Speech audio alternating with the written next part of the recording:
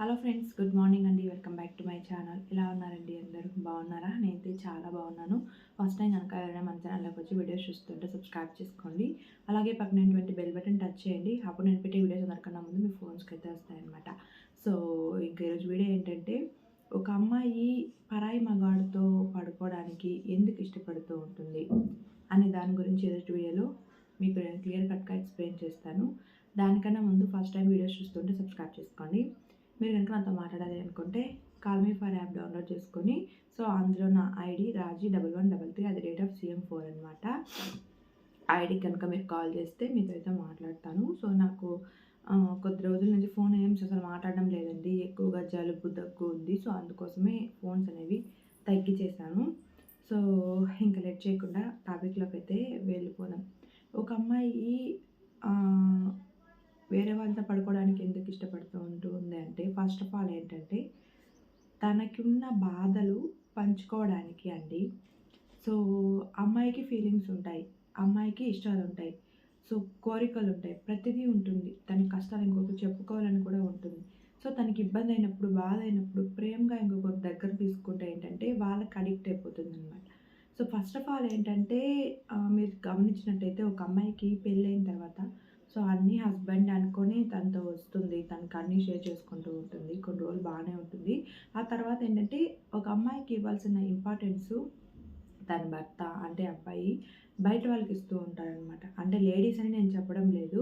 So వాళ్ళ friends కావచ్చు, వాళ్ళ ఆఫీస్లో పనిచేసే వాళ్ళు కావచ్చు, లేదా వాళ్ళు ఏ వృత్తిలో ఉన్నా వాళ్ళకి కావచ్చు, టైం ఇవ్వడం, ఇంపార్టెన్స్ ఇవ్వడం, సో వాళ్ళతో మాట్లాడడానికి టైం స్పెండ్ చేయడం, భార్యతో మాట్లాడడానికి టైం స్పెండ్ చేయకపోవడం, ఇలాంటివి చేస్తూ ఉన్నప్పుడు ఏమవుతుందంటే, అమ్మాయికి ఒక్కసారి లేకపోయినా ఒకసారి నాతో మాట్లాడే వాళ్ళు ఎవరైనా ఉంటే బాగుంటుంది, నా ఫీలింగ్స్ని పంచుకోవడానికి ఎవరైనా ఉంటే బాగుంటుంది అనే ఫీలింగ్స్ ఆటోమేటిక్గా ఏ అమ్మాయికైనా వచ్చేస్తాయి.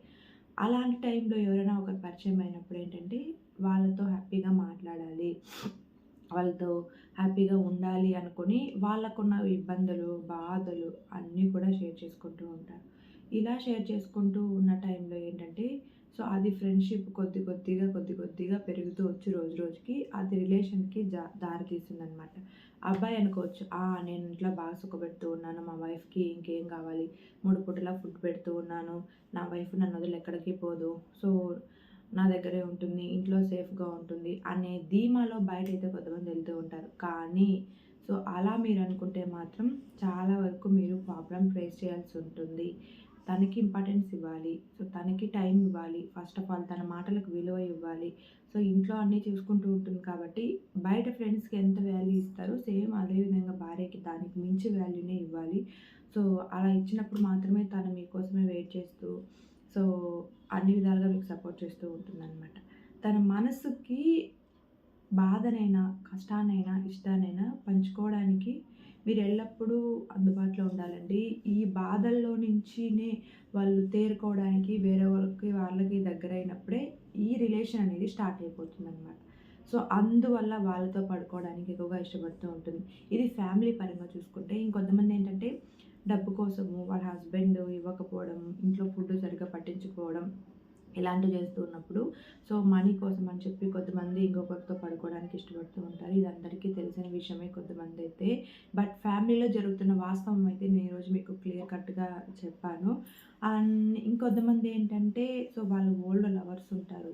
పెళ్ళికి ముందు అలా ఒకరినొకరిని ఇష్టపడి ఉంటారు. ఆ తర్వాత వీళ్ళకి వేరే వాళ్ళతో పెళ్ళైపోవడం, వాళ్ళకి వీళ్ళ వాళ్ళతో పెళ్ళైపోవడం, తర్వాత మళ్ళీ ఒకసారిగా ఇద్దరు కలవడం, ఇలాంటివి జరగడం వల్ల రిలేషన్‌కి అమ్మాయిలైతే వేరే వాళ్ళతో ఇష్టపడుతూ ఉంటారనమాట. సో ఇది అండి. ఒక్కసారి అబ్బాయి కూడా అమ్మాయికి ఇంపార్టెన్స్ ఇచ్చి, సో తన కేర్ తీసుకుంటే గనక అమ్మాయి అయితే అసలు ఎలాంటి పొరపాటు చేయడానికి ఇష్టపడదు. బట్ ఏంటంటే, మీరు చూసే నెగ్లెక్ట్ వల్ల, మీరు చూపించే విధానాన్ని బట్టే, మీ ప్రవర్తన బట్టే మీ భార్య సో హద్దుల్లో ఉంటుంది. ఒక్కొక్కసారి జేబులో ఉన్న డబ్బు కూడా కింద జారిపోవడానికి అవకాశం అయితే ఉంటుందన్నమాట. కాబట్టి ఈ వీడియో ప్రతి ఒక్కరికి కూడా అర్థమైందని చెప్పి అనుకుంటూ ఉన్నాను. వీడియో నచ్చితే తప్పకుండా లైక్ చేయండి, షేర్ చేయండి. ఇది వాస్తవంగా జరుగుతున్నటువంటి ఇన్సిడెంట్ అనమాట. ఎందుకంటే నేను చాలా వరకు చాలా మందిని చూసాను. సో చూసాను కాబట్టి ఈరోజు ఈ వీడియో చేస్తూ ఉన్నాను. వీడియో నచ్చితే లైక్ చేయండి, షేర్ చేయండి, కొత్తవాళ్ళు సబ్స్క్రైబ్ చేసుకోండి.